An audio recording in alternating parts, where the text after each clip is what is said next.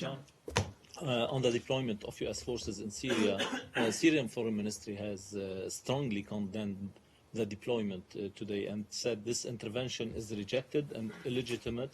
It happened without the Syrian government's approval, and it's a blatant act of aggression that constitutes a dangerous intervention and a gross violation of Syria's sovereignty.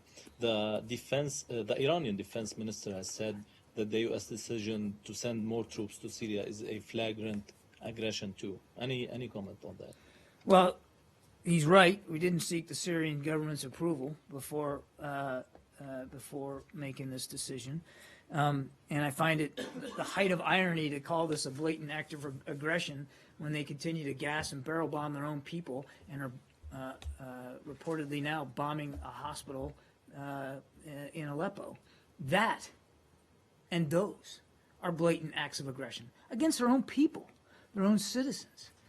This is, and I'll say it again, as I've said several times today, this is an additional increase of special operations forces that will be doing advise and assist missions to help those fighters who are going against Daesh become more effective in the field.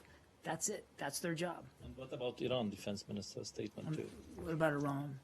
Iran Defense Minister has said the same thing, and well, why would my answer be any different to Iran if they said the same thing? Because you didn't say anything about Iran. You said about the regime.